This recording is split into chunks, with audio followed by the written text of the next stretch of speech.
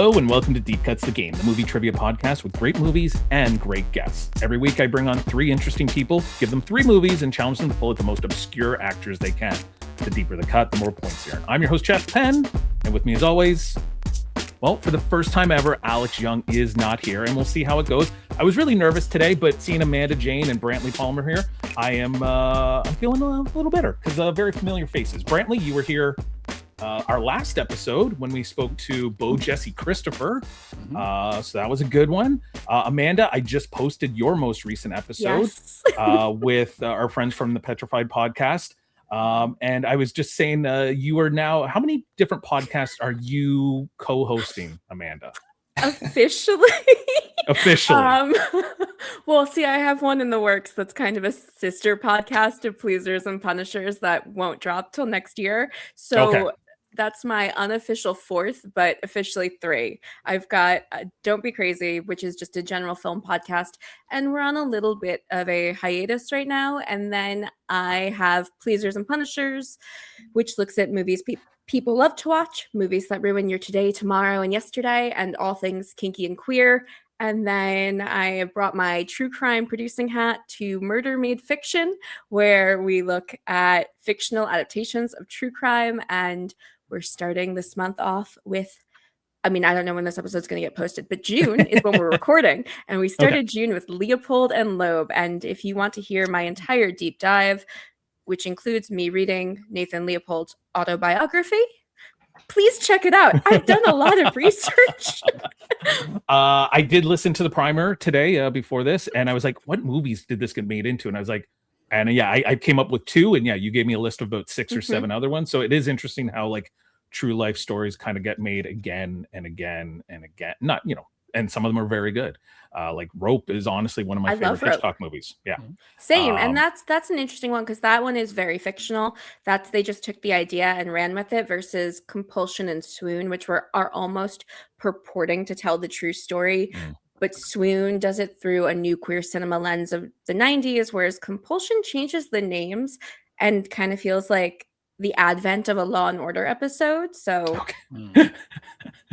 well, let's get into our special guest today. I've been working on trying to get this guy here since last summer. I think oh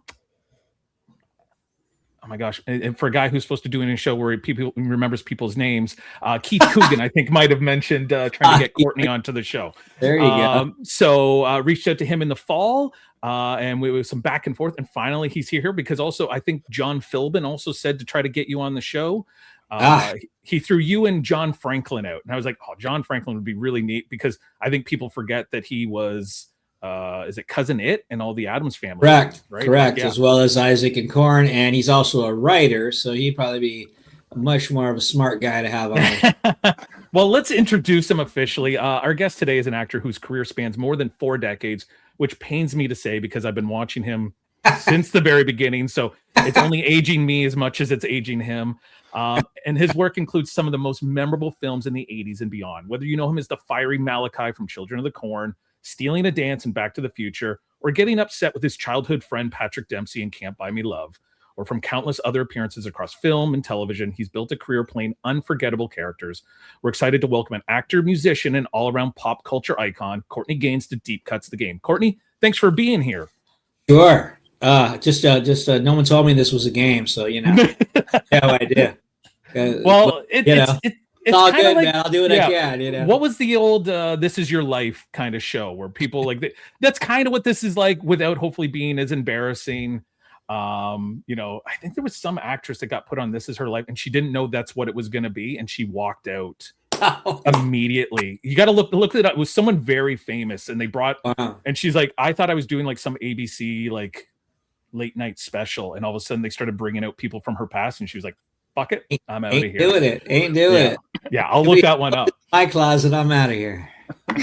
Courtney, I have so many questions for you because, like I said, I grew up not even grew up watching your movies. Like, I was not a full formed person, but I was like 10 or like, what year did Children of the Corn come out? Was that 84?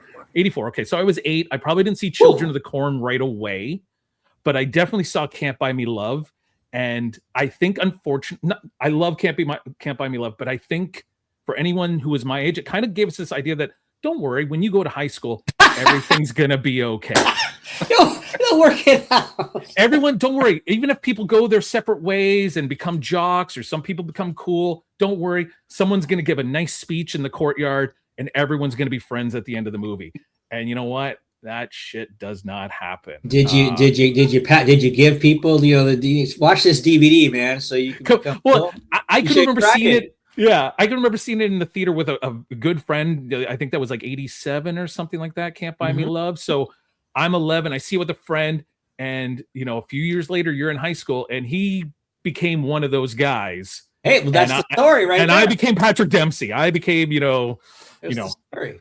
Without a good lawn mowing job to be able to afford, a fancy leather dress for the popular girl. I remember telling my son, I said, you'll see, like, you'll have friends in grammar school that, you'll maybe be lucky if you keep any of those. And then by the time you're in high school, and then 10 years from high school, you'll be like, how many of those friends you still got? I said, that's just how life works, Yeah.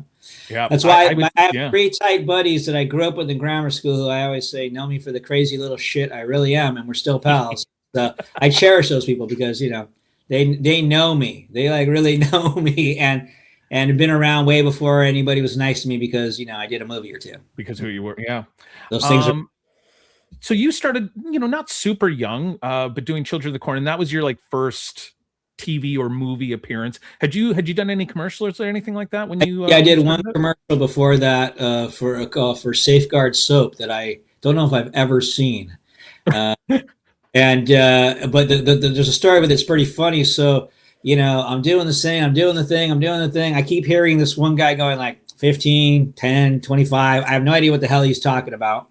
And the director's like, great, we can just keep going. And I'm taking my acting moments. I'm acting in a commercial, And it finally dawns me about halfway through the day, 50 takes in or more, that what it means is I'm 10, 20, 15 seconds over what it needs to be for the commercial. So after that, I started speeding up, but I literally did 100 takes that day. It's the most takes I've ever done before or since by far. But it was a great experience, but by far, I think close. If they'd maybe given you a little heads up, maybe like 5 or 6 takes in, like, hey, I don't think the director cared. I think he figured he'd cut it together and it would be fine. But once I knew, I certainly picked up my pace. I certainly understood. We were trying, it's a 30-second spot or whatever the hell it was, right? But it was great. It got me to New York, which was really cool. I lived in LA and I was underage still, so my mom came with me. And I got to take her to see Annie. And I think it was the third to last show of Annie on Broadway. So that was a pretty cool thing to be able to take my mom to. And that was a pretty amazing experience. Nobody ever talks. Good one. Someone told me when I used to write promos for TV shows and stuff like that. And they told me it was the 13-line rule. 13 lines would get you 30 seconds if read at the appropriate speed. Right? Kind of thing. So, and it's damn pretty close kind of thing, right? And like, as long as they're not a run-on sentence or something like that. But yeah. So how do you get into Children of the Corn? Like you come from a commercial and so how that happened was a couple things. One was I'd been studying. I was studying with a guy named Virgil Fry. He was my mentor, Soleil Moon Fry, Punky Brewster's father. Oh, okay. Yeah, totally. Who was a working actor and a method actor. And he, I was well trained. Everybody kept saying, look, when you turn 18, because it was all about being you didn't have emancipation laws back then. So it was all about being 18, looking 15. So you could work a full day. Everybody kept saying, look, you're gonna blow up as soon as you turn 18. And I was like, I don't know. No, man, you're good. You're gonna blow up. And that's exactly what happened. And but it was because I was well trained for a 18-year-old. I had a good 5 years under my belt of good training. And so it was that. And I did a showcase when showcases just started to be a thing in LA. As a young actor, and this casting director named Linda Francis, who cast Children of the Corn, became my first person who was like, I love this guy's work, and she got me this other film that ended up falling apart. But again, off an audition, I got cast. It didn't happen, and that was the next thing I went in for. And it came down to me and a couple other guys, and she was one of those people going, "This is your man. This is your man. This is your man." So I owe it to. She's no longer with us, but I owe it to Linda Francis for giving me the break of my life. So.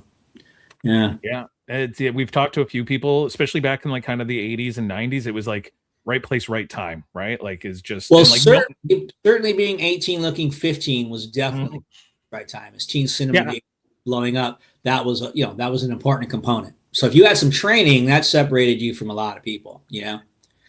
Now this is going to sound like a stupid question because there's no way in 1983 or 80 when you're making Children of the Corn that you could have known that movie was going to have the legs that it did, kind of thing? Like, it's still, people still talk about Children of the Corn. I don't know how many sequels they've tried to make of that movie, but did you have any idea what you were getting yourself into? No, not at all. I mean, I wasn't even like, I was like, Stephen King, like, oh, I gotta write some books. I didn't, because I wasn't that big into horror. But no, there was no way of knowing. I was not prepared for the reaction I got on the streets from people. It was massive. I mean, people would be like, little kids would go running to their parents crying and shit. I'm not kidding.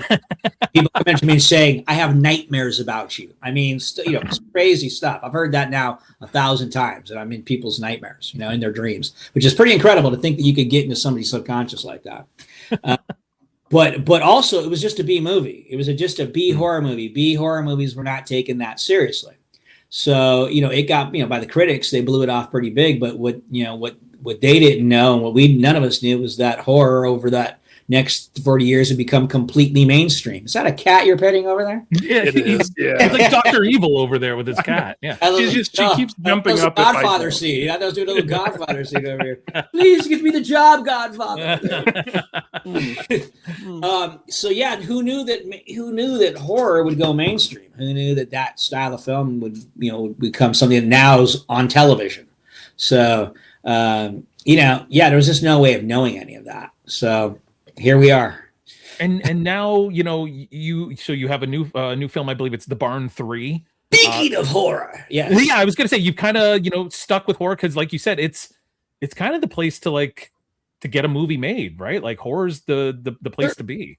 Certainly a great place for independent filmmakers to get started. I think that's been the great tradition of it. And the great tradition of that is that since they're making the movie independently, no one's there to tell them they can't do something, which is great, because when they do something maybe nobody's done before, or in a way that nobody's done it before. And that's what, independent filmmaking or independent music, anything is good. It's what it's good for. What's got me, Children of the Corn had a 40th anniversary a couple of years ago, and that kind of put me back on the radar, I guess, in everybody's mind. I ended up doing like a slew of horror films over that 2 years ago, and now they're all starting to come out. And one of them is The Barn 3. So I just saw the screening of The Barn 3 in Pittsburgh, because we shot it in Pennsylvania. Mm-hmm. And if you're a horror fan and you like blood and guts, this movie is for you, man. I already knew there was going to be a lot of special effects, because everybody's been watching it in festivals and stuff, have been talking about that, but it was double what I thought it was going to be. It's just, the second act is just kill galore. It's amazing how much work they got done on a practical special effects level, knowing the budget of the film. So take my hats off to the guys. They really went whole hog. So yeah. I was going to say, I think The Barn 3 has one of my other favorite, especially from a horror film in the 80s. I was always a big Fright Night fan. Yes. So I think William Ragsdale's in The Barn 3. Yeah, there's a few recognizables in the thing for sure. Yeah, like I was much more away from like the, Friday the 13th, Nightmare on Elm Street. I was a Fright Night, and House was my other kind of go-to horror film, because a little funny. I need a little humor in my horror, otherwise it's not fun. And you're more of a Burbs guy than a Children of the Corn guy. I definitely am a Burbs guy for sure. It's one of my favorites. Yeah. So I was gonna say here, Children of the Corn, you've been in people's nightmares, and you scared children.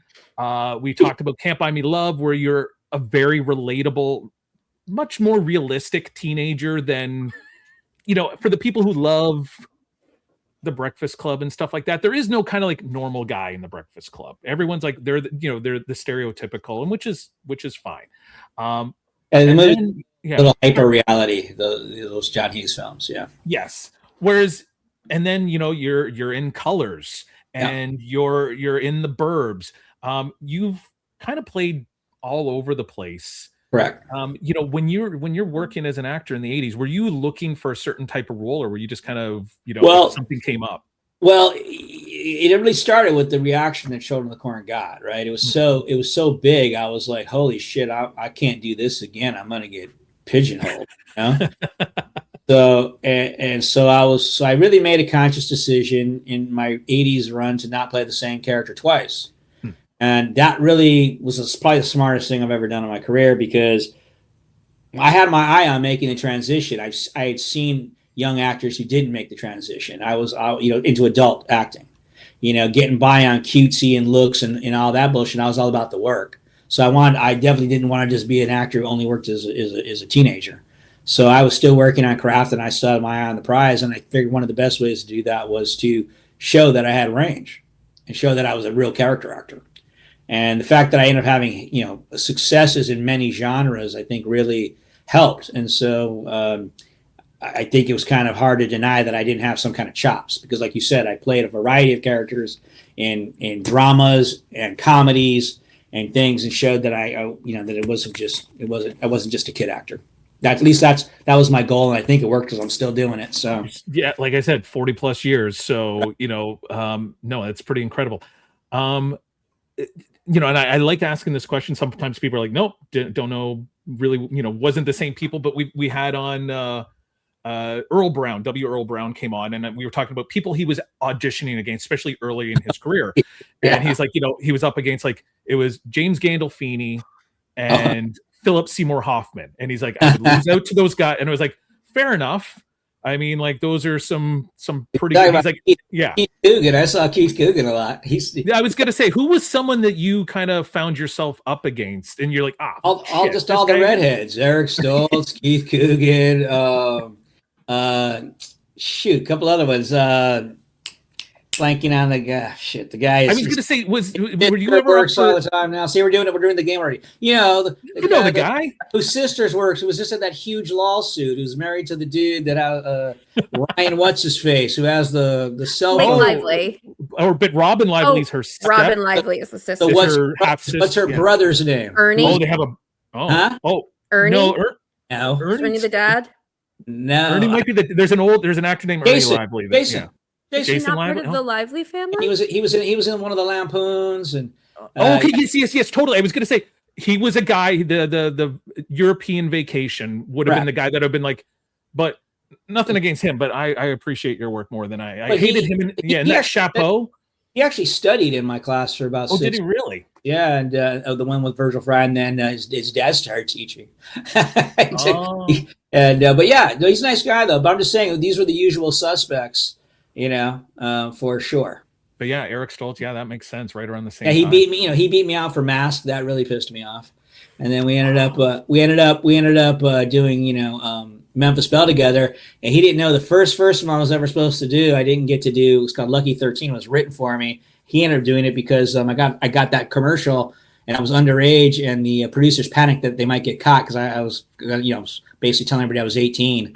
So Eric had this whole history of me that he didn't even know he had, that we got kind of clear once we did Memphis Belle together. You had a book of people I hate, and Eric Stoltz's name, and he's like, I don't know what I even did to you, man. Yeah, no, basically. No, that's awesome. No, we had it was Dean Cameron was on one time, and certainly was in the room with him more than once. Yeah, and how he auditioned for Fast Times only because he drove Eric Stoltz to the audition. And then they're like, "You want to come in?" He's like, "Sure, why not?" Yeah, but no, it's such a. So you grew up in L.A. Were you kind of in that scene with those people? Not at all. Yes, I grew up in LA, and not at all. I grew up in I think in some ways growing up in LA is very different than if you come to LA and you pursue it. It's a different animal. But also, I just grew up. You talk about colors. Like, I grew up in tough neighborhoods, and so that was why when I found out about that, when I was doing Can't Buy Me Love, Gerardo Mejia, that was our second film together. We did a movie called Winners Take All, motorcycle movie, dirt bike, and then we did that. And he knew about where I grew up, and he was a pop locker and all this stuff. And he got the script for the audition for the role of Bird. He's like, man, you're not gonna believe it. There's a white boy in the movie. And when Dennis Hopper, I heard you guys talk about Dennis Hopper when I first came out. So Virgil Fry helped Dennis Hopper make Easy Riders. So that's how far back they went. So he made a call, and as soon as I got back in town, I went and took a meeting.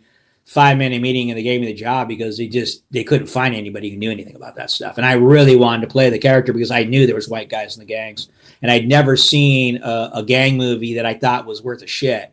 A Latin gang movie at that point. I thought they were all off base, and I knew that Dennis Hopper would do it. I knew because you just know his history, And then you had Haskell Wexler doing the DP work, which is like, he's one of the great documentarians of his time. So I knew this thing was going to be, and they were talking about South Central, which people didn't even know existed, the whole Bloods and the Crips, but I certainly did. So I was very excited to be part of that project. And it was pretty impactful at the time. Broke West Coast rap, all this stuff. But yeah, so you just never know who's going to help you hook up the next, get to the next place. But had Virgin not had that connection, who knows, I'd even got in for that audition. Well, and yeah, your character, I believe his name is Whitey, and I remember even as a kid being like, and this is obviously predates the internet and stuff like that. And I was like, how do I know? Like, even I'm like, I wasn't connecting that. I don't think I knew you were the guy from Can't Buy Me Love. That's the kind of pride I take. I hope you don't know. The Reddit, if I could fool you into not knowing who the hell I am, people are like, wait a minute, you were in that? You were in that? I'm like, that's the best compliment. No, that's the best part. I was gonna say there is a scene in Colors where I believe it's right after you've shot up the one house and you guys are up on the hills and you're playing guitar. Yeah. And so I'm just, we see the guitars behind you here, and I know you've got a music career going with you now too. How far back does music is it been part of your life? So I started taking acting lessons and guitar lessons at 13, and so they're both kind of hand in hand. But I always knew I was putting my focus professionally on being an actor, and so my approach was completely different. I noticed I trained as an actor in many different disciplines of method, because I knew that was my living. As a musician, I wasn't looking to make a living at it, and my concept was completely backwards. As opposed to being well studied and knowing too much about how to write music, I just wanted to know the basics so that I could just write. And that actually really ended up being the right move, because now I live in Savannah and I'm in a band that does 75% covers. There's a lot of gigs out here, which is great, having a blast. 3-piece band, I play bass and sing. But now that I'm doing covers for the real first time in my career, every time I try to write something now, it sounds like something else. So I'm really glad I didn't do that, because I really enjoy writing. That's the most fun part of the process. But to Dennis Hopper's nothing got past Dennis Hopper, and because my mentor said this is the best guy I got, he threw for a very 87th character on the call sheet. Nobody got more out of me and was more of a pain in the ass than Dennis Hopper. He saw me, playing guitar in my trailer, but he went to the honey wagon bathroom, filed that away. The girl said, "Hey, I want to do this song." He said, "Cool." He said, "Hey, Whitey, go get your guitar." And I mean, how cool is that? A cholo playing freaking lead guitar. I mean, come on, man. That's interesting, and that's Dennis Hopper. So I know you got a couple songs out that I was listening today on Spotify, Been Forgotten and Wander and Dream, and which are a little more like, I don't want to say soft rock, but a little softer. Been Forgotten is a pop song. It's a top 40. It's at 61 right now, top 40 radio, which is a dream of mine to have my songs played on the actual radio. So I'm pursuing that dream right now. And that's pretty cool that, I'm seeing my song above Shabuzi right now. Kind of just blows my mind, Not to say it won't pass me, or not that he had a song that was running, for 20 straight weeks at #1, but just to even think I'm above that guy. There's a certain part, where it's like, kick Shabuzi's ass. And I know you got some heavier stuff. I think you sent me some stuff. I think it might be being used in the barn, if I'm not mistaken. Right. So kind of, I think you have to think of my music the same way you have to think of my acting, which is like, I'm not going to do one thing. It's just not. First off, I didn't get it at $100,000 advance from a label to make X record with X producer, right? Like that's what that is. You have certain obligations, right? I'm doing what I want, so I just write. I write the same way I act, which is by mood, right? My job is to create a mood. My job is to generate whatever. You know what I'm saying? Not a feeling. It's a little different than that. It's a mood, right? So that's my job. So as a musician, I write out of moods, and I try to create moods. So it's like Been Forgotten is a more pop art. I'd like to see an R&B artist cover it one day. That's my dream. By getting it out there, I'm hoping some big artist picks it up sometime. I would love to see somebody, like maybe a female with like just kick-ass vocal chops, take that sucker on and do some runs with it and stuff. But Wander and Dream is a much more it's a much more of a banger, bigger scope rock song. And then Been Forgotten, I wrote for the barn, and it's metal, and it's called Fear the Boogie. And it was pretty cool to see in the title tracks at the end when the title's rolling, my song, my name up there, been forgot, Fear the Boogie as the song's playing. That's some pretty cool shit right there. So, well, I think we should probably get into a game of deep cuts. We can ask you some more questions as we're going along and stuff like that. But so the first thing we got to do is decide who's going first, second, and third. Let somebody go first because I can see how the hell this works. Okay. Well, we got to decide first. So we play a little thing called the IMDb game. So I'm going to give you the name of an actor and actress. And you just got to tell me what you think they're best known for according to IMDb. So, for someone like yourself, it was probably The Burbs, Back to the Future, Children of the Corn. Maybe. Yeah, something like that. Right. So, tonight is somebody that you were in a movie with. I don't think you shared any scenes with him, but pretty interesting guy that he was in this movie. Billy Zane. Billy Zane, good one. So, Amanda, we'll let our girl go first. And you're also alphabetically, you're A. So, what do you think is Billy Zane's best known for? Titanic. He's in so much. I'm going with Titanic. He is. I gotta say, it's a pretty good list. I would say I might sub out one of these. But Courtney, what do you think? That damn that made him, that broke him. That one on the boat, not the Titanic boat, the other boat. Dead Calm, yeah, with Dead Calm, and the other boat. Yeah, that's a really good movie. Maybe that's his career. He should just do boat movies. Maybe that's but Brantley, do you got a guess here? Well, I'm kind of between two. Is he he's the Phantom, right? I'm not the Phantom. Yeah, I'm gonna go with that one just because he's the star, like big kind of. Well, you're all on the board. You're all on the board. The fourth one is Back to the Future 2. Yeah, well, he's in both. He's in all of them, right? He's in both. Yeah, which he's in all of them. Yeah, I was gonna give you Michael J. Fox, but it's like, it's 3 Back to the Future movies and Family Ties. Teen Werewolf. Like Teen Werewolf. Teen Wolf. Secret, probably Teen Wolf.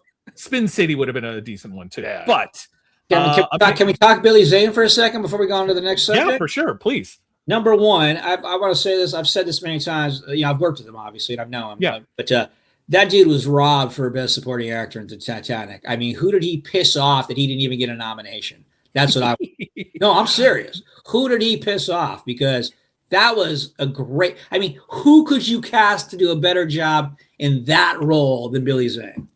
He's one of those guys that feels like he should have been a bigger star. There is all that, but that was a huge, massive movie. I mean, if it was the time he was going to get the nod, and it was not for lead, Best Supporting. Yeah, I think that he got overshadowed by so much else with that movie that people just. He was so good, though. He got smoked. I mean, he at least deserved. In my opinion, he deserved a nod. And how many? The nominations used to be how many? Was it six for?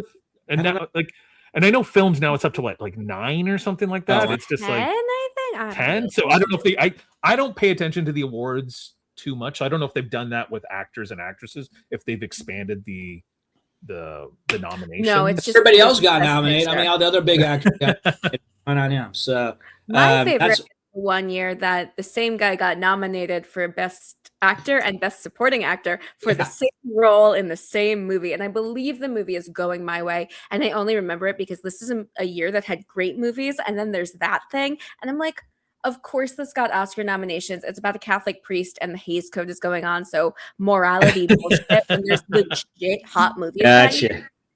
Anyway. Gotcha. Oh, by the way, another thing I just want to say is, have you seen this movie? I don't know if it's come out yet or whatever, where he plays Marlon Brando. No, I haven't, but somebody was saying he's incredible in it. Oh, dude, you see pictures, you don't even know it's not Brando. You're like, it takes a minute to go, wait, that's Billy.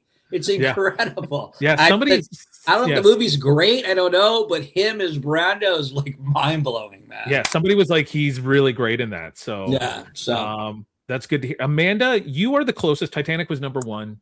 So would you like to go first, second, or third? Knowing that Courtney wants to see how it's done. Okay. Yeah, I'll go first. Amanda's going to go first. The Phantom's actually number 2, Brantley. So would you like to go second or third? I will go third. How does that sound? Brantley at third. All right. And Dead Calm was number 3 on his list. I'll go never. So Courtney, you're number 2. And then we're going to tell you what the 3 movies are tonight. Okay, Jeff, so, I know your third movie is not going to be, because other times I've come on and you've had someone who's in 2 of the movies. You've done a third thing that's just Just a My throwaway brain kind of decided it really wanted Tu Wong Fu. But I did Tu Wong Fu Did you? with we had Jason London on, and we Okay. did Tu Wong Oh my Fu. god. I worked and one of the Dazed and Confused, and some skateboard movie called Grind. All right, so tonight's 3 movies are all from Courtney Gaines's filmography, and I got as close as I could to because we have an A, a B, and a C here: Amanda, Brantley, and Courtney. So we have Secret Admirer. Oh my goodness. These are picky movies I know. That's good. That's helpful. Colors, which we've talked about, and Courtney, you know I love this movie, The Burbs. There you go. While you're thinking about some deep cuts from these movies, let's hear a word from our sponsors. You know that feeling when you take the first bite of something so good you immediately start planning your next visit? That's Taunton Tacos. Located on Taunton Road in Hampton, this local favorite is serving up fresh, bold, Mexican-inspired food packed with flavor, crunch, and good vibes. From the first smell off the grill to the last bite, everything is made with care, loaded with fresh ingredients, and served with the kind of friendly energy that keeps people coming back again and again. Hello. Whether you're grabbing a quick lunch, feeding the family, or chasing the perfect comfort food craving, Taunton Tacos delivers every single time. Big flavor, great people, amazing food. Taunton Tacos, 1967 Taunton Road, Hampton. We are back with Deep Cuts the Game. I have my friends Amanda Jane Stern and Brantley Palmer here with me, and also new friend Courtney Gains. We're talking about 3 of the movies from his past: The Burbs, Secret Admirer, and Colors. I had not watched Secret Admirer until last week. Oh, wow. I don't know if I was even really aware of it. Like, it's funny because I'm a fan of like the star of the film. But the one thing I noticed, oh yeah, I love. Have you seen Acting on Impulse? It's also C. Thomas Howell. Oh, is it? Nobody has.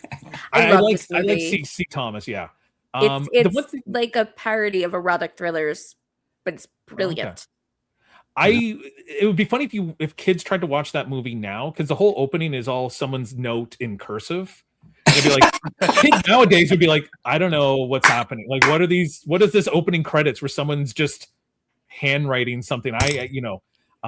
And then I think I was expecting it to be much more of a teen comedy, but then there's the whole aspect of like, we won't get into the names of the parents, but like a lot of parents involved in, and how quickly they are convinced to have affairs with other people based on a note that they're like, yep, let's do it. And I was like, all right. But yeah, it was a fun one to go back. And there's a few interesting people in that movie. So Amanda, you guessed the closest. Well, you guessed bang on with Billy Zane with Titanic. So you elected to go first and show Courtney how it's done. So from any of these 3 movies, Amanda, what is your deepest cut? Rance Howard for The Burbs. Ooh, that's good. That's a good one. Yeah, Rance Howard. It was going to be another one of Courtney's movies. I didn't want to tell it. I figured The Burbs was big enough that people have seen it more recently, whereas like Secret Admirer and Colors. I was like, which one could it be? Where can I pull out cast? And I was like, that's it. That's got to be it was one of my choices. It was that. Excellent. He knows how to play the game. Yeah. Rance Howard is one of the detectives, if I'm not mistaken, from The Burbs. Yeah. That is a good one. So Courtney, you see how it's done. He's worth 15 points because it's a tiny cameo, and it's not even directed. Wait, Ron Howard didn't direct The Burbs. I'm not going to say who directed it because that might give some things away. But usually Rance shows up in because films with Ron and Clint. He'll be there. I think we had him he was in Parenthood. And I was like, oh yeah, Rance Howard, of course, that makes sense. But we're at you now, Courtney. What is your first deep cut? Oh, well, we're talking Burbs. Let's just stay on that. But okay, so first I was going to say Brother Theodore, but that's not a deep cut enough. Though he really is a deep cut because he never acted before or since. I mean, he was on David Letterman, and he had the Brother Theodore review in New York that he did every summer. He's not. I mean, I don't think anybody knows who he is really. He's So you can save that one for later if you need it. But so okay, I can't think of names right now. Actually, the first name's coming back. So the 2 guys in the trash, the guys in the trash guys, Dick Miller. Dick Miller, who was in tons of Roger Corman films, and also it was used a lot by our director. He said we can't use his name right now. I mean, I think everybody knows who directed The Burbs. I'm going to say it's Joe Dante. Everybody knows Joe Dante directed The Burbs. He often works with the same actors, much like Dennis Hopper did. So Dick Miller's worth 13. Dick Miller. Then we won't use the other guy. I can't get the other guy's name. Yeah, hold on to it for now. You'll get another turn coming back if you want to. Like Dick Miller's in Gremlins as the next door neighbor who drives the school bus. He's in Small Soldiers. These are all Joe Dante films, right? So he's just like, and he would always kind of play the same guy who would kind of come in and deliver a couple lines. But yeah, Dick Miller's. But he loved him from the Corman films. I'm sure. Yeah. So Brantley, we're at you. You get 2 in a row now. So you get your first and your second. All right. I will save that other trash man for you because I know who that is, but I'll let you do that when it comes back to you. Because the one I had to say after watching Colors is the late great horror legend Tony Todd. He's got one scene. Yeah, right. And I was really surprised. Good. I was really expecting, and once I saw him, I was expecting him to come back again at some point. Same. But he's really only in that like kind of like town council meeting where he's upset. He was a vet and he's upset. So Tony Todd for 13 points as well. Very recognizable. Maybe we should have an offshoot rule though, that if I've ever worked with that person again, I get an extra 5 points. Works for me. Have you worked with Tony Todd and other stuff? We did a movie called Candy Corn a few years ago. The late great before that I actually helped produce and stuff too. But we'd see each other in the convention circuit forever. But to actually get to work with him, he's a trip. Like he's wild. You know, he does interesting stuff and. He brings the best out of you because you're gonna react because he's not gonna play safe. You know what I mean? A lot of fun to work with. And he's one of those few guys who has obviously a huge horror career, but's done many other genres. Kind of like myself, right? So I respect Tony a lot. Yeah, he's great. So Tony Todd for 13 points, Brantley. Right. What is your second deep cut? Because we go 1, 2, 3, 3, 2, 1. So we'll be coming back to you in a second, Courtney. Brantley, what do you got? The villain in The Burbs. The other touchdown I have for him is he's a Nazi in Blues Brothers. That's right. That's right. I don't know his name. Henry Gibson. Henry Gibson. He's only worth 6 points, Brantley, but he's a good one. I wonder. It's one of those things. You look back at that movie. It's from like 1989. I wonder how old he was. Henry Gibson, because in my mind, like he looks like he's 70, but he looks the same. He's been wearing that gray hair since he was like 40 years old or something. Who knows? Yeah, it's like the Steve Martin white hair, where you're just like, oh, how old? This guy's always been 50, even though they were like 30 years old. Yeah. That's a good one. All right, Courtney, we're back to you. You gave us Dick Miller, one of the garbage men in The Burbs. You're free to stick with The Burbs and give us another garbage man or something deeper, or from either of the two Burbs. movies. I can go to something else. Whatever you think you're going to score the best with. Oh well, shoot. So I got 2 for Colors as well, but I'm gonna go with one. I'm gonna go with Seymour Cassell in Colors. That's a really good one because I don't even know if he has a line. He has a few, but he's like one of the other cops. I think he's friends with one of the lead cops, and they kind of like have a little joke here and there. But but the reason it's worth talking about is because Seymour Cassell is, he Minnie and Moskowitz is one of my favorite movies of all time. I think he's fantastic in that. Him and Gina Rowlands, it's unbelievable. I actually got involved with this movie called Next Cassavetes. It's still never been finished. I don't know if it ever will be. But the only reason was because we were shooting in their house. That's what's the apartment building. These guys lived in the apartment building that Cassavetes shot Seymour, Minnie and Moskowitz. I was like, I got to do this movie just because of that, because it's one of my, I think his performance in that is fantastic. And I don't know if you remember the long hair and the big. We haven't have scenes where I'm wearing the wig with the big mustache. It's freaking hilarious. I wish they finished it. He's worth 15 points because, like I said, it's a very small part.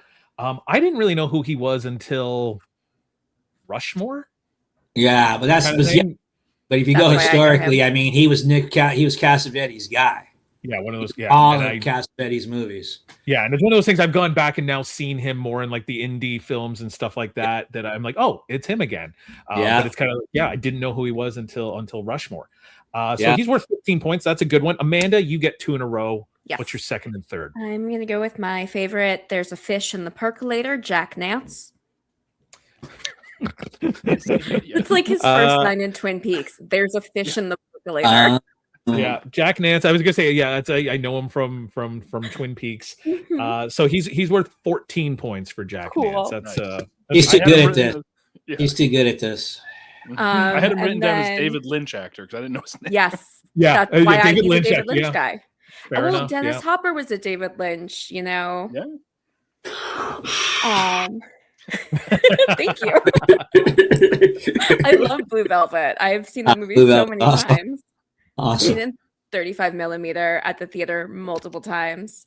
Nice. Nice. And then I'm gonna go with, I mentioned him earlier.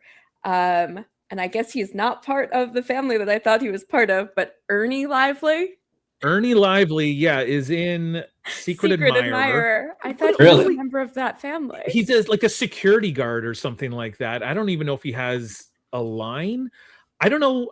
He's a face I know. Yes, but I can't thought say he was that part of the Lively family. But I I mean, guess honestly, not. I didn't know that Blake and Robin were half sisters until like Mhm. 2 years ago, because there's quite a bit of an age difference in them, kind of thing. And I was like, oh, and I always knew Robin Lively as a kid from like, Teen Witch. what was it? Teen Witch, and was she in Wildcats? I think she was in Wildcats with Goldie Hawn and like Woody Harrelson and Wesley Snipes. She's like, maybe, but I might be confusing her with Carrie Green or someone like that. But yeah, so Ernie Lively as a security guard, I believe, in Secret Admirer for 18 points. Amanda, take it easy. Jeez. Thank you. Jeez. All right, Courtney, we are back to you. You're doing very well. You've given us Dick Miller, Seymour Cassell. You can go from any of the three movies wherever you feel. Let's go to Secret Admirer, even though I'm not going to get that many points. But let's mention Casey Shamaska. Thank you for mentioning Casey. Yeah.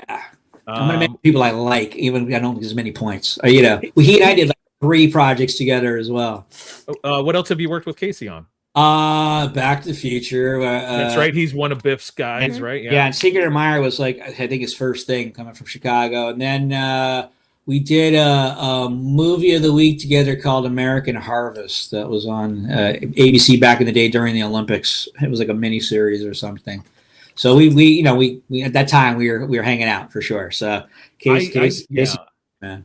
Every episode I try to get in a mention of 3 O'Clock High. So thank you for mentioning Casey, because once again that was one of my 80s favorites, because it was like it seemed a little more that was like his first like getting to really carry some, you know. Oh my gosh, and he's in the, I believe he's in the Phantom with Billy Zane. Is he? Yeah, I think he's one of the bad guys in the Phantom. Back So that's to good. Billy Zane. We're back to Billy Zane. He's only worth 8 points because he's kind of the But I think it's right one, hand yeah. man. But yeah, so But that's a good one. That's a good one. Brantley, we're back to you. You've given us Tony Todd and Henry Gibson. Yeah. Where are you going from here? Okay, I'm gonna go back to Colors. I always feel bad when I don't remember an actor's name, but there's a black actor in the film who is one of the lead characters in Homicide: Life on the Streets. He's a detective in that film, or in that show, excuse me. All right. So I did do not know write his down. name. I did not write down Homicide: Life on the Streets Okay. as anyone's. But let's see. Let me take a quick look at Homicide: Life on the. Oh, I got it. You got it? Oh, all right. I know who you mean, and he's the new cop at the end, right? Yes, I think so. He is he becomes Sean Penn's new partner at the end, and he's essentially taking the place of Sean Penn. He's this new upstart. I almost want to say he's Canadian. Oh. No, he's not. He's from Philadelphia. His name is Okay. Clark Johnson. Okay. Canada, and Philadelphia, same thing. he is in Adventures in Babysitting. He is the guy that throws the knife in Keith Coogan's. He's like, you don't fuck with whatever, and he throws the knife in his foot, and then she pulls the knife out. He's most recently he's in the new Daredevil series. He is like Daredevil's like cop friend. Okay. And we just he was in something else too recently that we drew on, but that is a good one. Clark Johnson for 12 points. I will take it. Thank you. Well done. What's your fourth deep cut, Brantley? Okay. In The Burbs, one of the cops in it, the only other thing I always remember him from is Heat. He's Waingro in Heat. But if you ask me anything else this actor's been in, I don't think I could remember. But I do not know this actor's name. Oh, so bad. Yeah, sorry. I was looking at the other cop. but you're right. The actor's name is Kevin Gage. Okay. Yeah. He's in Heat. He's if I'm not mistaken, he's the one that like sells them out. Yeah. Well, he's also the one who like murders the girl. He's a horrible like serial killer. Basically. He's also in Con Air as one of the guys on the plane in Con Air. So Kevin Gage for 15 points, Brantley. Slow down, my friend. Slow down. Okay. All right, Courtney.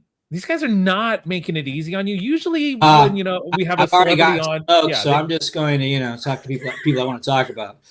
That pretty much sums me up anyway. So, do I get one? You got one right here. Yes, this is your fourth one. We do 6 rounds. It's a very close game, very high scoring too. So yeah, these two are neck and neck. I think Brantley just wants to beat me because I beat him last time. Yeah, Amanda's very good at this game. Y'all are. Sometimes some episodes I have been horrible at this game. I can see why you brought these 2 ringers in. Let's instead of going with the other trash guy for the Birds, even though there'd be more points. I feel bad I can't think of the guy's name, but the guy that was on the Lucy show, not the I Love Lucy. Yeah, well done. His name's Gale Gordon. Yeah, Gale Gordon. Thank you. He is the neighbor that goes missing, or they presume is dead. Right. Another great nod by Joe Dante. Yeah, he's in. Like I looked him up, and all I just wrote down was Lucy shows because he's in like not I Love Lucy, but like all the other Lucille Ball. Yeah, the other 2 big shows. He's in like 100 episodes of each. Yeah, I was gonna say literally 100 episodes. That's what I was. He's actually. I'm giving him 14 points because I don't think anyone would know his name. I think you're just giving me a pity 14 points to try to catch up with you guys. But I'll maybe. But we're giving you 14 points because unless you happen to know him from the Lucy shows, I don't think you would know who he was, kind of thing. So, again, I mean, that guy did a ton of TV. Just a ton. That is a good one. Amanda, we're back to you. Got your 4th and your 5th. Where are you going from here? Mario Lopez. Yeah. Oh, baby. I almost did it this time, but I didn't think anybody would get it. Yeah, I had written his name down and then watched the movie, and I was like, where the hell is Mario Lopez? And it wasn't until like that scene where you're playing guitar. I was like, oh shit, that's Mario Lopez. I was just gonna make sure it got said too, because that was Mario's first film. He was a young kid. Oh, just a baby, yeah. Yeah, such a nice guy though, man. Like I was nice to him on the set. Maybe that's why, I don't know, but he's always been very nice to me. Always remembers my name. That guy's gone on to be one of the biggest, TV talk shows ever. You know what I mean? Yeah. My God. He's been on those shows, those TV shows, talking about stuff forever. 25 years, yeah. Yeah, and hopefully we just reconnected recently. Hopefully I'm going to get to do this podcast soon because I'd really like to. So nice. That would be cool. But yeah, he's always been a very nice guy, man. So I wanted to put that. That was why I wanted to talk about him. But Amanda beat you to it. You got to talk about it anyway. Yeah. Amanda, you get 16 points for Mario Lopez. Well, thank you. You're just a baby in that. Yeah, that's pre. Was it Slater? Okay. Was that his name on Saved by the Bell? Was he? AC. Yeah, Slater. Yep. Yeah. AC Slater. Yeah. And then we did what was that the bicycle cop show he was on for a while. I did an episode of that. I did not know that one. The one that they ride bikes on the beach. Oh geez. Yeah. Oh. Yeah, I'll have to look that one up, but I do know that one. It'll come to me. And then Amanda, yes. Sorry, you get your 5th deep cut. Where are you going from here? Damon Wayans. Damon Wayans. That's what I wrote. Yes, that's what I wrote. I'm only giving him 8 points. That's okay. I'm okay. Because he plays such a Damon Wayans character in that film that it stands out so much that like anybody who's like, who's that guy? I'm like, how do you not know who that's Damon Wayans doing? Damon it's also Wayans like this stuff. Is early-ish. It's super. I definitely associate him more with when I was growing up. Yeah, but this is that scene where he's getting arrested and he's wearing like a diaper in the store and he's got and he's humping the bunny on the way out on crack. Like, what is going on? It's brilliant, man. It's brilliant. He's worth 8 points. So it's not a bad one there, Amanda. What's funny about Colors? I think it came out in 80? Was it before the Bird? So 88 or 89, kind of right around that. 88. So I'm like 12 and I'm into movies and we're at a friend's house and it must have been on like pay-per-view or something like that. I was totally alive in 88. And they're like, "Oh, you like movies?" And like, my last name is Penn, so they're like, "Sean Penn's in this movie. You'll like this." Colors is You not a just movie gave you one hand to away. a. You, yeah, I gave 1 away, 1 point away. One if anybody point. wants to go to Sean Penn, you're more than welcome. But they give me this movie. That's not a movie I would give to a 12 or a 13-year-old. Colors. Yeah. And this was Nope. back in the day when people would record multiple movies on it. And as much as I loved Colors and watched it many times, the second movie on the tape was from the 1960s called Lady Godiva Rides. And there's a lot of boobs in that movie. With a name like that. So That was like Grindhouse. and man. I was like, I would, I can. That is clearly one of the first times I remember like just fast forwarding through most of the movie to get to like the scene where she's like on a horse, and I was like, Lady Can't Godiva imagine Rides. why you would have wanted to see that. Nope. No. Can't even. But yeah, so Colors Boobs, and Lady what are Godiva those? Ride are for whatever they're connected in my brain. Interesting. Yeah. So Courtney, we're back to you. It's your 5th deep cut. You're doing very well. How come they keep getting like 2, and every time it comes to me, I get 1? Because we go 1, 2, 3, 3, 2, 1. So you're the sandwich pick. You don't worry. You're getting as many. It's probably better. I only have to do 1 at a time. Yeah. Give you a little chance to think. I see. That makes sense. Man, she took my Mario Lopez. That's really a bad one. Let's go to Secret Admirer and just throw out a little shout out to JJ Cohen. So JJ Cohen, yeah, who's also in Back to the Future. correct. I know that's What? JJ Cohen. That's what I said. If I get 5 points, I get JJ Cohen. I get Billy Zane, and I get Casey Shamasco. Listen, I'm giving JJ. JJ Cohen 12 points because I think he's a little less known than Casey and Yeah, for sure. and yourself. Sure. But yeah, he's in that crew with you and Casey. Yeah, we were good. That was Secret Admirer was his first film. We were good pals for a while. We even had a little band together for a while. Yeah, JJ is a lot of fun. Nice. So that's a good one. 12 points. Brantley, your final 2. All right. Well, it's going to slow down for me from here. I'm just trying to decide who I think would be worth more points. How you score it. And Brantley, sometimes I just make it up on the fly. Okay. Don't think about it too hard. All right. Well, I'm going to go Nicky Cat in the Burbs. I think that'd be more than. Okay. It's a good one. Nicky Cat is one of the friends at the party that is happening towards the end of the Burbs. Nicky Cat for 15 points. Oh, wow. Okay. I mean, he's like I said, like until he shows up in Dazed and Confused, I don't really know who Nicky Cat is. And I believe in the Burbs, he's got like long hair. He's dressed up more as like a rock kind of like guy. So 15 points for Nicky Cat. That's a good one. What's your final deep cut, Brantley? I mean, he's a much bigger actor now, but there's so many actors in Colors. I'm gonna say Don Cheadle. Don Cheadle. That's Don Cheadle's first film. That's Glenn Plummer's first film. Don't say Glenn. Don't say it. Yeah, hold on to that one. I think that's your 6. Yeah, Don Cheadle. He's only for 6 points, Brantley. Okay. Yeah. But yeah, and very good. Like obviously, as a kid, I didn't know who Don Cheadle was, and it wasn't until I watched it again. Now I was like, oh shit, Don Cheadle's like kind of the main bad guy in Colors. The guy that I can't say who he is either. It's your turn. So if you want to use it, you can. I don't want to use. I'll circle back. No, I'm gonna go. I'm gonna give a shout. One more shout out. So in Colors, the girl that played my girlfriend, Peggy Medina.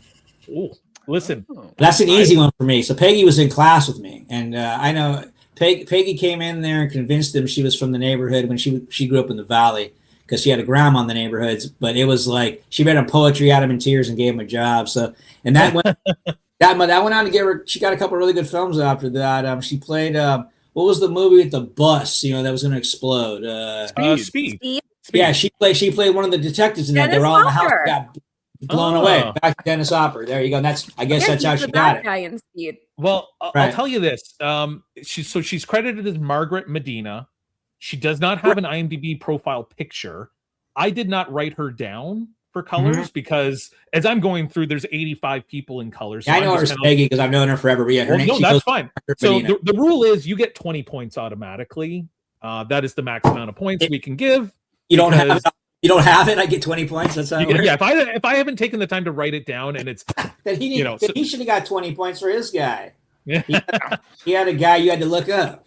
No, was that Kevin Gage or no? No, I it was, had Clark Johnson written down. You did. It was Okay. his frame of reference. I did not know. All right. Well, Peggy what got TV me show he 3 was big on. ones. Awesome. Yeah.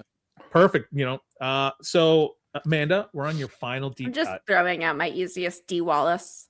There you go.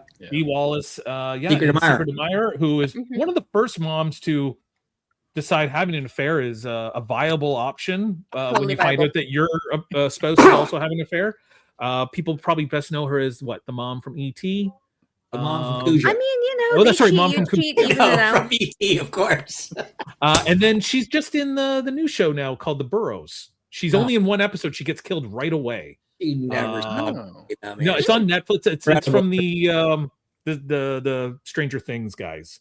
They're producing Okay. it. With Big conventions with D forever. She So D Wallace is worth 6 points, Amanda. ah. But that's a good one. Okay, so before I give you I your think I've final already said scores, I'm gonna let's see who did we miss here. Not a ton of points, but Grandel Bush would have been a decent one for colors. Yeah. This is a couple years before he shows up in Die Hard as one of the Right. the detectives, right? Yeah. Randy Brooks, who I didn't recognize, Yeah. but he's in Reservoir Dogs as the guy who's teaching Tim Roth how to do his speech. Yeah. And you mentioned Glenn Plummer. I did not recognize Glenn Plummer until the final scene when he's driving a convertible, and I was like, "That's the fucking guy from Speed who gets his convertible taken by Keanu." Yeah. So the guy that played Spanky in my gang, I'm blanking on his name right now. A really nice guy. They were all up at school together at Cal Arts up the hill, from Hollywood. Okay. And Would that have been? they asked him, would "You know that have any been guys?" Trinidad's- And he that's said, not "Yeah, I know a Trinidad's couple guys." thing, And he yeah. brought Glenn Plummer and Don Cheeto. How about that? I mean, those are good guys to bring. Like Well, I mean, Glenn like Plummer, yeah. good actors. I mean, in that movie got them their break, but they went on to do so much more. You mentioned Gerardo. Was it Gerardo? Gerardo Mejia. Yeah. Was in Can't Buy Me Love with You. Would have been a decent And Winners one. Take All. Yeah. Rico Suave had a big hit song called Rico Suave. Was that him? Oh yeah.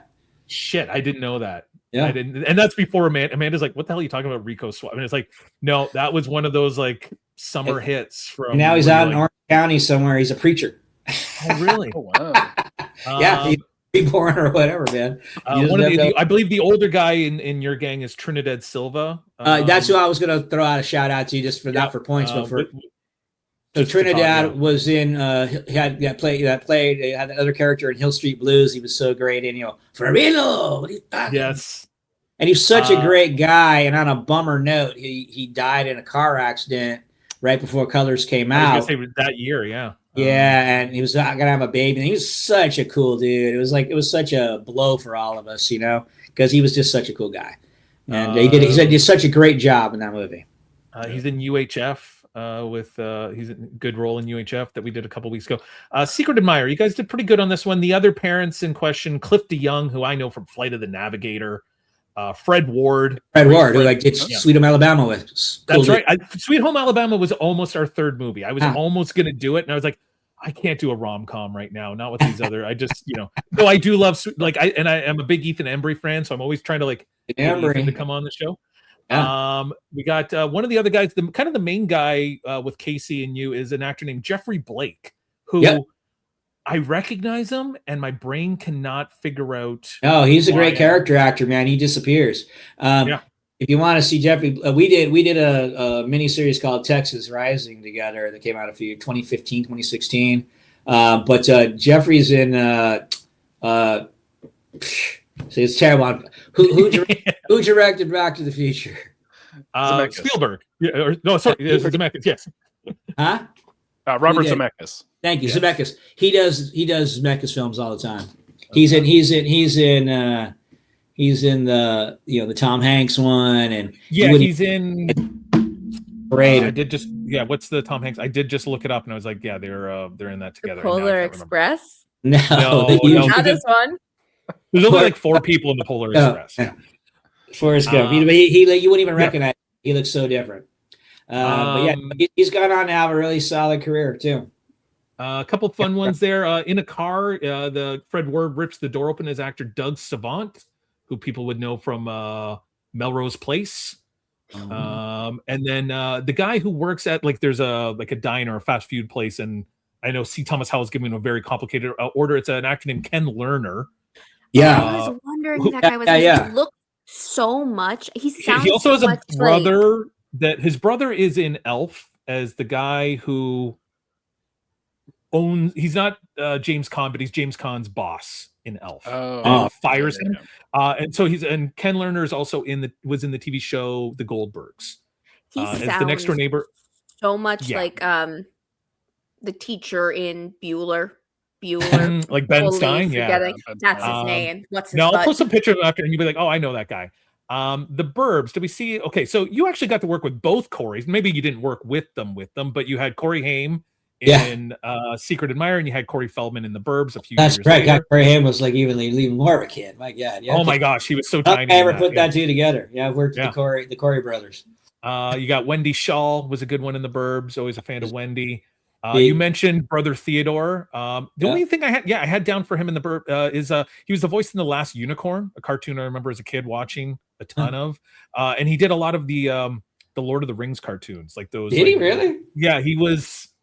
I think he was Gollum. He did the voice of Gollum. I had no idea. Yeah, have to look that one up. But and you were very close to saying Robert Picardo. Yeah, Robert Picardo. Yes, who was in Star Trek and a bunch of other stuff. Yeah, and then the other guy with him though. This is a deeper cut. There's an actor named Franklin AJ. I believe he's the other. He's the other detective because it's Dick Miller and Robert Picardo are the garbage men. Yeah. Then there's Rance Howard and an actor named Franklin AJ, who people might know from the movie Bridesmaids as Maya Rudolph's dad, who's a little annoyed that he might have to be paying for Wilson Phillips to perform at the wedding. Couple like the last two deep ones. On the phone with Tom Hanks in The Burbs is his boss, is an actor named Kevin McCarthy, who you would know from Invasion of the Body Snatchers, the original, and he also has that little cameo at the very beginning of the one from the 70s. And then the dog. I'm glad I didn't invite my friend Sam on because she would have been like Darla, the dog, because Darla the dog is the dog that is in Silence of the Lambs. And she's also in like Pee-wee's, the second Pee-wee movie, and she's in one of the Batman movies as Penguin's dog. So might be a bigger than all of us then. Yeah, she's a huge star. Her IMDb 4 is it's like The Burbs, Silence of the Lambs. You're like, holy shit! Like this dog acts. I mean that dog is a huge part of Silence of the Lambs. Oh my god, yeah, for sure. I think I should have pulled that. I should have remembered that. There's a Silence of the Lambs musical parody. With the it's amazing. It's a full-on, it's a musical. The songs are great. This is not radio, but they are not safe for radio. Okay. But I have seen the musical. I probably have every lyric memorized in this. I am a big Silence of the Lambs fan. Wow. I am too, and I didn't know that there was a musical, so I will have to try to. He's taking it. Yeah. Look it up online. All of it's on YouTube. You can listen to the entire thing. It has wonderful songs like "I'd Fuck Me" and "If I Could Smell Her Cunt." Oh my God. Whoa!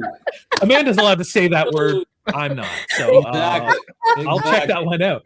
Well, the final score is very good. You all did very well. Brantley, 67 points. Right. Amanda Jane, 77. Courtney Gains, 82. Ooh. And you know what's amazing about that? You didn't even have to say your own name. Yeah. I win. That's not possible. If you had said yourself, you would have gotten 25 points because you're in 3 movies. So you would have gotten like points for all 3 movies.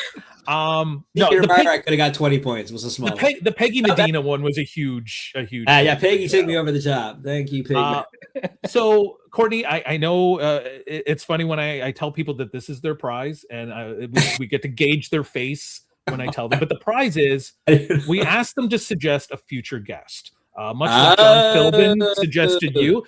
And I said to him, listen, I'm already working on getting Courtney Gains on here. I was working on getting Courtney before I had John Philbin. So is there anyone you think you should get John Franklin on here? That's who I think. All right. I'll go back out to him. I'll try to reach out to John. It's always nice then when I can say Courtney said you should come on the show. It's always a nice little tell him about the game part. He'll probably be most into that. So I would love as opposed to me, who I would have been like, forget it, you know. That's often why I don't tell anyone. But he was a school teacher for 20 years in literature and all that. And once he stopped, he slowed down his acting, he taught, and he had a Shakespeare class, and so he'd probably be more into that. He's in one of my favorite B movies of all time, Tammy and the T-Rex. Yes. Tell him that. Yeah, it's one of my favorite. I was just like, this movie is horrible, but for all the right reasons, right? Like the fact that I think they shot it in like 7 days, because they had access to an animatronic T-Rex that they're like, we've got this thing for 7 days. Can we make a movie? And they're like, yes. It's not going to make any sense, but we can do it. Well, you can tell him that I had fun, which he would know goes a long way. And if he has any questions, he can reach out. Courtney, I want to ask. I'll give him a thumbs up, man. We got to talk a bit about your music. We talked a bit about the Barn 3.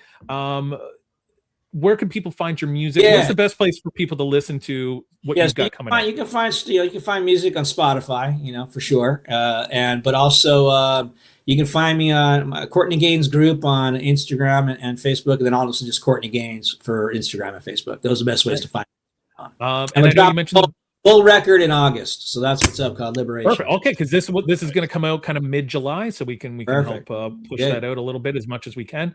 The Barn 3, I know you said you were just at a premiere for that in Pennsylvania. So it's getting in huge festivals. It just got in Fright Fest in the UK, and it just got in Sitges in Spain, which, if you don't know, that's the biggest sci-fi horror festival in Europe. So it's really making the rounds. And then after that, we're going to figure out the distribution. So hopefully in October, that would set in October. That would be nice. So, awesome. Looking forward to that. Brantley Palmer, I know we just had you on what feels like ages ago, but it was really 2 weeks ago when we were talking to Bo Jesse. I know you're working on another documentary about kind of like independent cinemas and stuff like that. Let's give that another push. Why don't we? Yeah, that's not going to be out for ages. So I'm going to recommend people go listen to Courtney Gaines' music and watch The Barn 3 when that comes out. Hopefully, for sure. Yeah, love that. Man, a lot of work. Amanda, you've got 19 podcasts that you're working on right now. You're always hustling, and I appreciate that as a person who's hustling too. Amanda's one of the few people from the podcast world that I've connected to on LinkedIn as well. So like I often see, people post a job and Amanda's like, is this remote? And I was like, damn it, Amanda, you're beating me to it. I'm not going into an office. No, thank you. Oh my gosh, forget that nonsense, right? Yeah. Yeah. So let's. What are your podcasts? I know one's in kind of like hiatus right now, and you got another one that's not till next year. But what else you got? Yeah, the two big ones you should really listen to now are Pleasers and Punishers and Murder Made Fiction on the Bloody Disgusting Network. So perfect. I think I said this at the top, but we might have not been recording yet. Pleasers and Punishers. We look at movies that people love to watch, movies that ruin your today, tomorrow, and yesterday, and all things kinky and queer. We just did Hellraiser month for June, and July is, I think, our free-for-all month. If you want to hear me multiple times go on a rant about the entirety of the Hellraiser franchise, because I have watched every single one, including all of the DTVs, go ahead and listen. I have a lot of thoughts. And Murder Made Fiction takes a look at fictional adaptations of true crimes. For June, we did all of Leopold and Loeb. I know a lot about that case now. Which, I didn't know that it was a case, but I am familiar with some of the movies, so I will take a listen to that. I want to thank everyone for being here. Normally, this is the part where my co-host Alex would write some funny outro for me to read, and he'd make me do it in some sort of weird accent or a voice. Wait. Can you do, in a British accent, one of David's monologues from my movie? I know you've seen it 3 times. I could send you a monologue. That would be funny. Sure. No. Or a Malachi monologue from Malachi has monologues. He just looks mean. Yeah, just looks mean and yells at John Franklin. Yeah. Amanda, no. I've talked about your movie, Perfectly Good Moment, so many times. No. But you can find it on Tubi. I've watched it at least 3 times. I'm friends with Stephen Carlisle on Facebook, even though we've never spoken or anything like that. That tracks. Yeah, well, so he accepted me as a friend. He's like a 40-something-year-old dude. Of course, he just accepts people on Facebook. Sorry, Stephen. I love you. You're a doll. Once again, I want to thank all 3 of you for being here. Courtney, best of luck with Barn 3. Looking very forward to seeing that. And congrats with all your music, and gonna keep listening to it. I'm adding some on my Spotify right now. So Appreciate it. thank you, everyone, and we'll see you all next week.